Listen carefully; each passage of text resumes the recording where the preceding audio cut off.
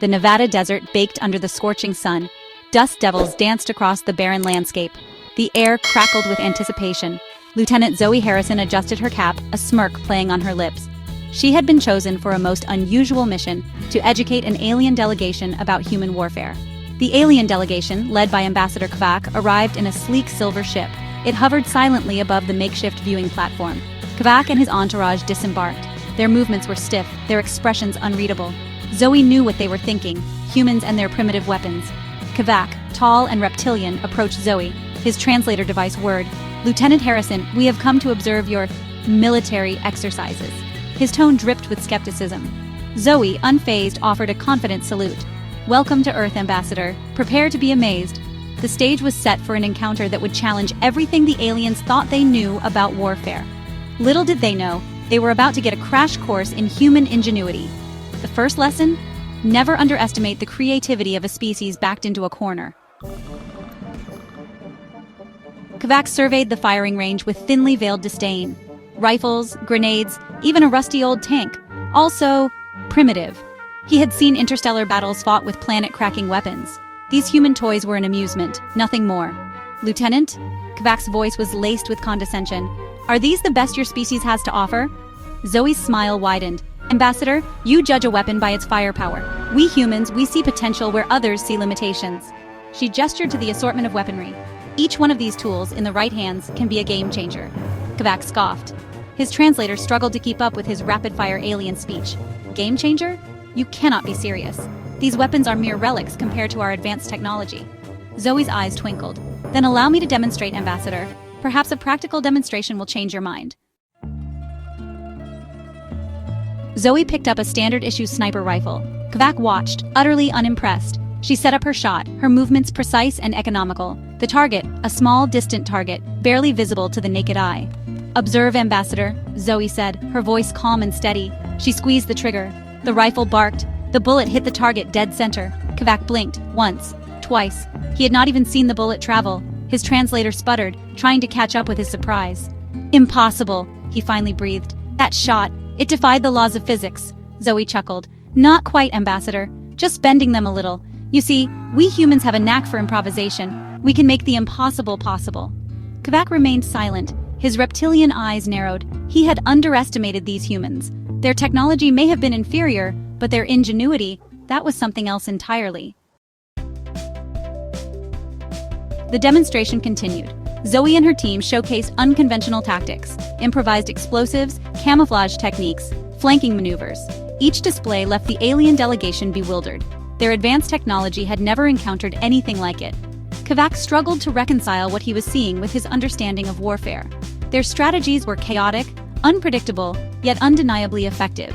It was as if they were rewriting the galactic manual of combat right before his eyes. During a demonstration of urban warfare, Zoe's team disappeared into a maze of pre-built structures, only to reappear behind the bewildered aliens. Their movements were fluid, adaptable, like water flowing around obstacles. How did they do that?" One of Kvak's aides stammered, his multiple eyes wide with disbelief. Kvak had no answer. For the first time in his long diplomatic career, he was truly out of his depth. As the demonstrations wore on, a grudging admiration began to dawn on Kvak. He had initially dismissed the humans as primitive, but their adaptability, their ability to think outside the box, was undeniable. They were like ants. Small, seemingly insignificant, yet capable of extraordinary feats of coordination and ingenuity. He observed Zoe as she briefed her team for the next exercise. She was a whirlwind of energy, her voice sharp and commanding one moment, then laced with humor the next. Her soldiers responded with a mix of respect and easy camaraderie. Kvak realized that he had misjudged not only human technology, but also their spirit. They were not bound by rules and rigid thinking. They were adaptable, resourceful, and most importantly, they were survivors. Section 6. The unpredictable element, humans. The final demonstration was a wargame simulation. Zoe's team, vastly outnumbered and outgunned, faced off against a simulated alien force. Kvak watched, expecting a swift and predictable defeat. What he witnessed instead was a masterclass in asymmetrical warfare. Zoe's team used their knowledge of the terrain, their cunning, and their sheer audacity to outmaneuver and outsmart their technologically superior opponents. The simulated alien force programmed for conventional tactics was completely unprepared for the humans' unorthodox strategies. They were constantly on the back foot, reacting instead of dictating the pace of the battle. "They are unpredictable," Kavak muttered. His reptilian features creased in thought. It was not a compliment, not exactly.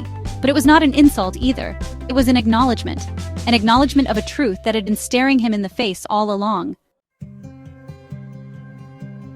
Section 7. A Galaxy of Possibilities. The wargame ended in a decisive victory for Zoe's team. Kavak, his initial skepticism long forgotten, stared at the simulation screen. He had seen the future of warfare, and it was human. He turned to Zoe, his translator working overtime to keep up with his thoughts. "Lieutenant Harrison," he said, his voice laced with a newfound respect, "you and your team have expanded my understanding of warfare." Zoe grinned. "Just doing our job, Ambassador. We aim to please." Kavak chuckled, a dry, rasping sound. "You have shown me that technology is but one aspect of warfare. Ingenuity, adaptability, the ability to think differently, these are the qualities that truly win battles." Kavak realized that the galaxy was a far more complex and dangerous place than he had imagined, and humans, with their unpredictable nature, were a force to be reckoned with. Section 8. Fear and Respect, a Potent Cocktail. Word of the humans' unconventional tactics spread like wildfire through the galactic community. Some races scoffed, dismissing it as the desperation of a primitive species. Others, however, saw the potential. They saw the fear in the eyes of those who had witnessed the humans' ingenuity firsthand. Kavak, once dismissive of human capabilities, became one of their most vocal advocates. He understood that the humans' true strength lay not in their technology, but in their spirit. Their ability to adapt, to innovate, to survive against all odds. That was what made them truly formidable. He knew that the galaxy would never underestimate humanity again. They had earned their place on the galactic stage, not through brute force, but through sheer cunning and determination. Section 9. The Future of Interstellar Warfare. The encounter on that dusty Nevada firing range had far-reaching consequences. It ushered in a new era of interstellar warfare, one where adaptability and innovation reigned supreme. Militaries across the galaxy scrambled to incorporate the lessons learned from the humans. War colleges devoted entire semesters to studying human tactics, analyzing their every move, trying to decipher the secrets behind their unpredictable nature. New technologies were developed, not to overpower the enemy, but to outsmart them. The galaxy had learned a valuable lesson that day, a lesson that would forever change the face of interstellar warfare. Never underestimate the human capacity for chaos. It was a lesson bought not with advanced weaponry or overwhelming firepower, but with a simple, profound truth. It's not the size of the dog in the fight, but the fight in the dog.